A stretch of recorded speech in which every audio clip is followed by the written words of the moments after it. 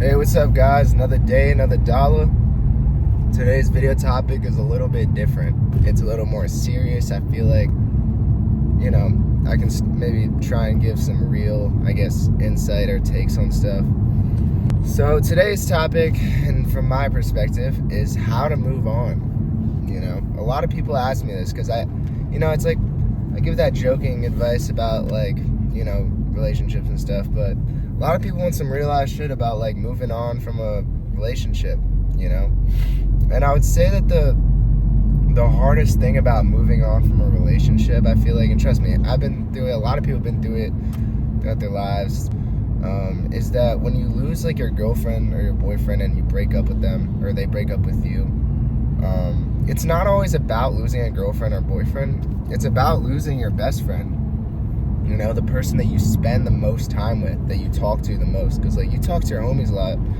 But when you first find that girl, bro, or that guy, if you're a girl, if you're whatever, you talk to them more, and that's who you talk to every day. That's who you hang out with every day. That's who you do stuff with every day. So then when it's over, it's not so much about losing, a girlfriend and boyfriend, whatever. It's about losing, your best friend, the person, and it gets harder the more time that you've spent with that person, because let's say you spent 6 hours a day with them for fucking 3 years, right? Now, when that's gone, that's a huge chunk of your life. You're awake for what, 16 hours or something? 6, 12, 18. More than 1/3 of that is spent with that person, and now that person's not there, it's a big hole a literal hole in your life, and we've all had those days, where you're sitting in bed, sick to your stomach, feeling bad, feeling sad, want to cry because, you got all these memories and shit, and maybe you fucked it up, and now it's over. When that true feeling of this is never gonna be the same kind of thing, it's done, it's over with, all I have to hold on to now are memories and shit. I think everybody's felt that feeling, and it's sickening. It makes you sick to your stomach, especially if I don't know, something happened, and then you probably will get a second wave of that feeling when you see they found someone new. So it'll hit you twice. But, that you sit there, that pain is not unique. I'll tell you what, people think that problem is a unique problem. No, that's something every single person has felt or will feel. Maybe some people get lucky, they don't feel it, But I wouldn't even say that, because it's a huge character building moment in life, That true feeling of it's over. You know what I'm saying? You just have all the memories and shit, and you're sad, and then you try and go back, you fold, but it doesn't feel right, it doesn't feel the same. You're trying to make it work but it doesn't feel right, and you're like, damn, this will really never be the same kind of deal, and that hurts a lot of people, and it's hard for people to let go. Some people are so close-fisted. How many people can truly let go of shit, and it's hard. So I get, and I think you can't let it destroy your entire life. I think you can let it, because when you're really truly feeling down bad like that, you can't do shit. I heard some advice you're either really mad or you're just too upset to feel anger.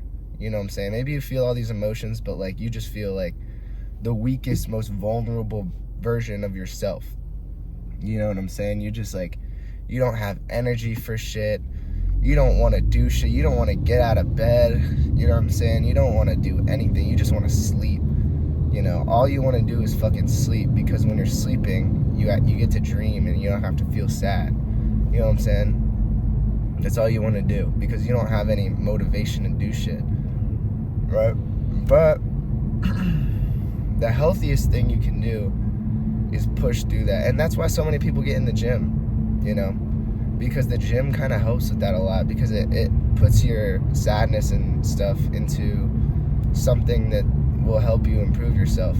And that's how people get really hooked on the gym. I'll tell you what, 90% of people that started the gym did it because they were sad. They're sad about a relationship, sad about getting bullied because of how they look. They were sad about something. Something made them sad, right? And so they started going to the gym because it made it better, you know? And I would say, like, when you're getting over something, moving on, you'll feel like absolute shit. You'll feel weak, vulnerable, sad all the time, you know? But you can't let that just completely dismantle your life. You know what I'm saying? You gotta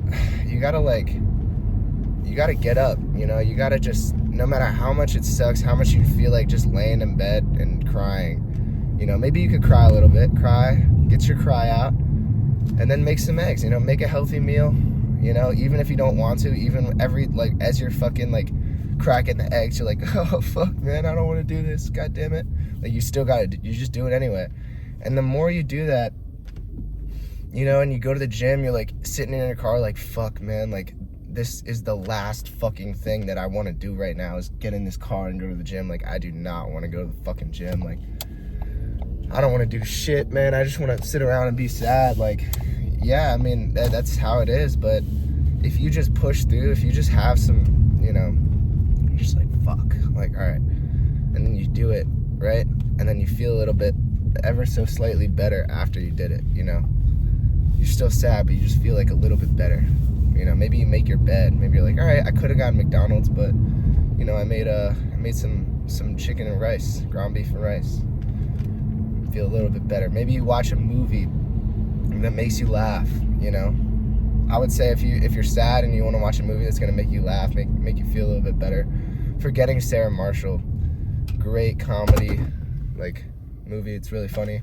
Maybe you, like, watch a movie, it takes your mind off, makes you laugh a little bit. You know what I'm saying? Maybe you go out with your friends, you don't really want to go, you feel kind of sad, you go out with your homies and you have some fun, you laugh, you know, makes you feel a little bit better, you know? And the more you do that, over time, things will slowly start to get better. You know, you're like, yeah, man, you know, and the more you do that, and yeah, you'll still be sad, you'll still have the memories, you'll have times that are worse than others, but, you know, over time, man, you'll get better. You just gotta do it every single day. Every day, you just gotta do the things that you don't want to do, and, you know, just don't let it crush your life, man. Don't let it crush your life. You know? And then maybe one day, maybe you've been doing that for like a year, 2 years, you're a lot better now, and sitting somewhere, and, you know, a really attractive person comes up to you and strikes a conversation, or some weird thing happens, right? And now you're talking to this person, you're kind of interested, you know? Really funny, like, she makes you laugh, or you make her laugh, or she helps you with something, and now you meet another girl, and things are looking up for you. But that's the journey of life, man. That's the journey of life. Is bad things happen, good things happen, but you kind of gotta appreciate the goods and bads, you know? I mean, remember that really deep South Park quote about, like, you wouldn't be so sad if you weren't, like, equally happy about it at one point, you know? So that's how things go. They're up and down. But people wanted, like, some advice on how to move on and shit. Anyway, dude, the sad song that we were working on is very close to being done. I did a second build-up. I did all that shit. And I will throw it in the video. So I hope you guys like it. I hope you guys like this video. I got a haircut. I was thinking about getting like a low taper fade, but I'm kind of scared to commit to it. You know what I mean? Like, it's kind of a big jump. You know, it's kind of a big jump to do that. Get a low taper fade, because I've never done anything like that before. Also, I don't know any barbers that can do like a good fade, because I've never done that before, so I don't really know anybody.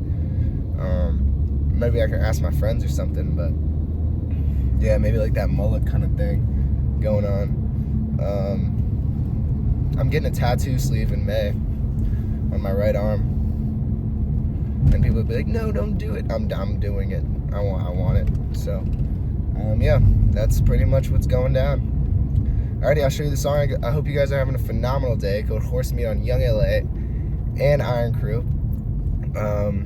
Yeah, man, I hope you guys are having an awesome day. I hope you learned something. Alright, here's the song.